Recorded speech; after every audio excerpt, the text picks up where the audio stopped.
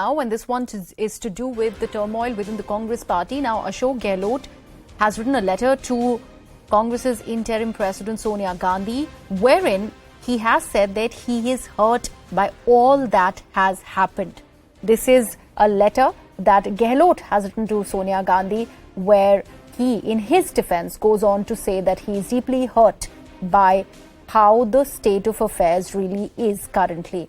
And this is something which is sort of an apology by Ashok Gehlot to Sonia Gandhi. Because remember, Sonia Gandhi really thought that Ashok Gehlot, being her confidant, would go ahead and do as advised by her. My colleague Pallavi, who will dissect exactly what this letter means, is joining us on the broadcast. Yes, Pallavi, Gehlot says he's hurt. Yes, he's hurt because, and this is what we were talking about a short while back, really, Griya, that how he's consistently maintained the line that he was completely unaware of the sequence of events. Now, just to put it into perspective, there was this 9-page report which was submitted to Mrs. Gandhi by the observers, that's Mr. Kharge as well as Ajay Makar, in which they explained that they dashed down to Jaipur only because Gehlot had asked for a CLP meeting. When that meeting was supposed to take place at 7 p.m. and MLA started turning up at Gehlot's residence, they were told that the meeting is now taking place at Shanti Dhaliwal's residence. When they went there, they were told that there's a bus which is awaiting and some of them are going to file their resignation letters and give it to the speaker, Mr. C.P. Joshi.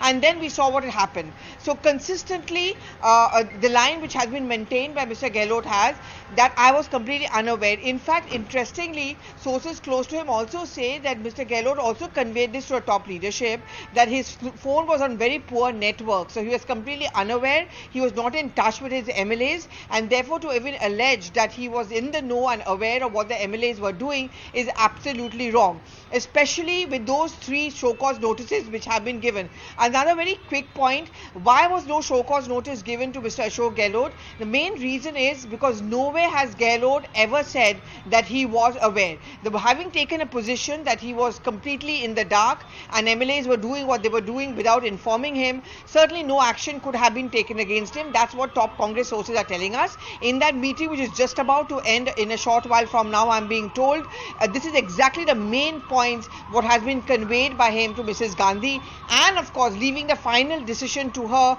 on whether he should file his nomination papers and that he maintains the party discipline. But Pallavi, will it hold any water considering the kind of arguments that Mr. Ashok Gehlot is going ahead and giving, and especially this particular letter that CNN News 18 has managed to access?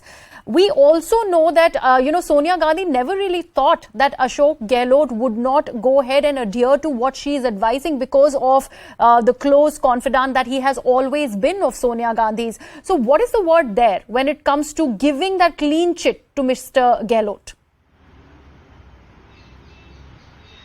Well, I mean, what Congress top sources have maintained is there's been no clean chit which has been given to Ashok Gehlot.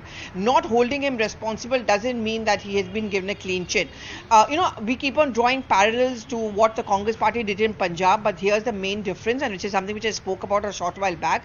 In Punjab, Captain's position was getting weakened because slowly, one by one, all MLAs were deserting him. They were speaking out against him in a public domain, and it was very clear he had lost his control over his MLAs.